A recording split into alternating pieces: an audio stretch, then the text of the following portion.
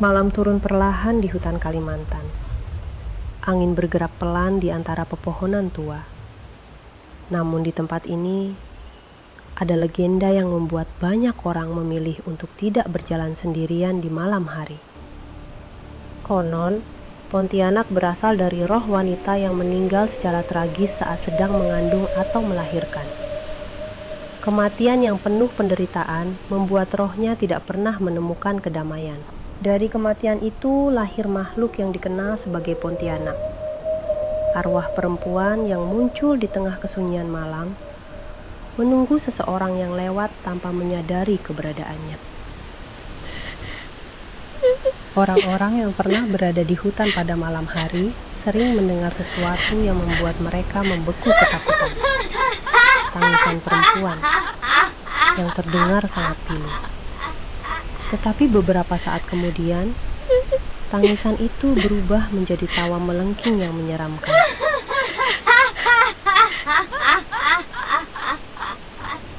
Malam pertama setelah rombongan membuka hutan itu terasa sangat aneh. Ketika sebagian orang tertidur di perkemahan, seorang penjaga berjalan menyusuri pinggir hutan dengan obor di tangannya. Saat itulah ia mendengar sesuatu. Tangisan seorang perempuan dari dalam kegelapan.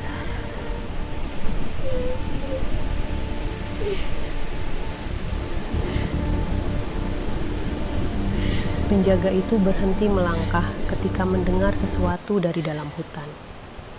Tangisan perempuan. Pelan, namun sangat jelas di tengah kesunyian malam. Penjaga itu mencoba mencari dari mana tangisan perempuan itu berasal. Ia mengangkat obornya, menatap ke dalam hutan yang gelap. Namun tanpa ia sadari, sesuatu telah berdiri tepat di belakangnya. Seorang perempuan berambut panjang, dengan wajah pucat yang tidak bergerak, menatapnya dari jarak yang sangat dekat. Tiba-tiba, obor di tangan penjaga itu padam dengan sendirinya. Hutan yang tadi redup, kini berubah menjadi gelap pekat. Dengan jantung berdebar keras, ia perlahan menoleh ke belakang. Namun, ketika ia melihat, tidak ada siapa-siapa di sana. Ia mengangkat obornya ke arah pohon. Awalnya ia mengira hanya melihat satu bayangan. Tetapi ketika cahaya obor menyentuh dahan pohon, ternyata bukan hanya satu.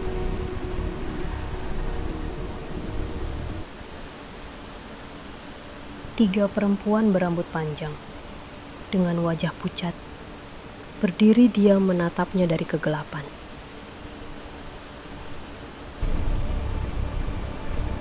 Lalu mereka mulai tertawa.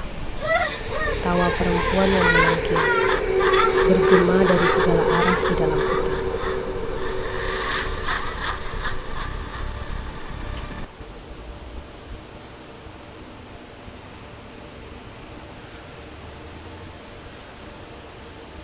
Penjaga itu mundur dengan tubuh gemetar. Ketika ia berkedip, ketiga sosok itu perlahan menghilang ke dalam kabut malam.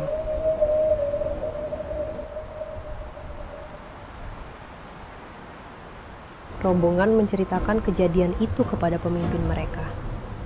Dan untuk mengusir gangguan tersebut, meriam pun ditembakkan ke arah hutan. Legenda ini juga dikaitkan dengan berdirinya kota Pontianak.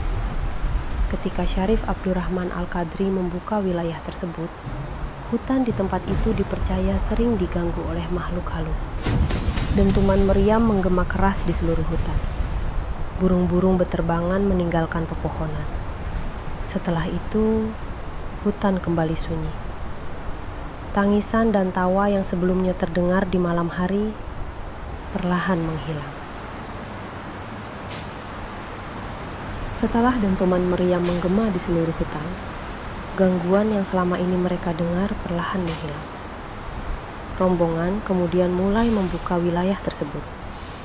Pepohonan ditebang, semak-semak dibersihkan, dan tanah diratakan untuk membangun pemukiman baru.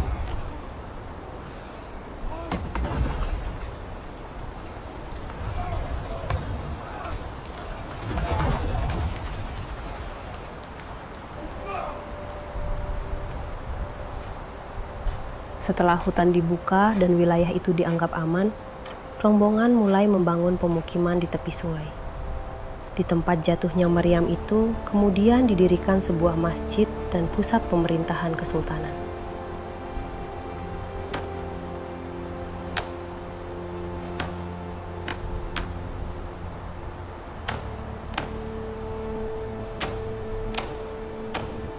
Dari tempat itulah kemudian berdiri sebuah kerajaan yang dipimpin oleh Syarif Abdurrahman Al-Qadri. Wilayah tersebut berkembang menjadi sebuah kota yang kelak dikenal dengan nama Pontianak.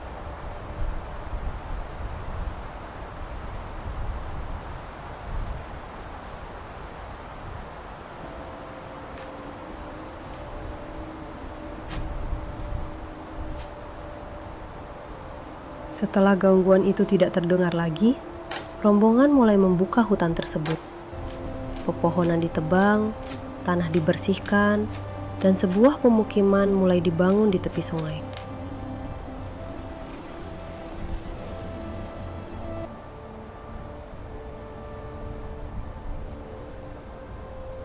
Dari tempat itu, kemudian berdiri sebuah wilayah baru yang kelak berkembang menjadi kota Pontianak.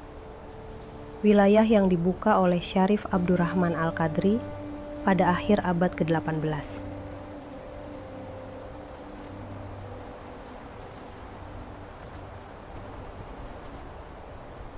Hingga hari ini, legenda Pontianak masih terus diceritakan. Sebagian orang menganggapnya hanya cerita rakyat. Namun di malam tertentu, di tempat yang sunyi, orang-orang masih percaya bahwa tangisan dan tawa Pontianak masih terdengar di tengah kegelapan. Sejak saat itu, tempat itu dikenal dengan nama Pontianak.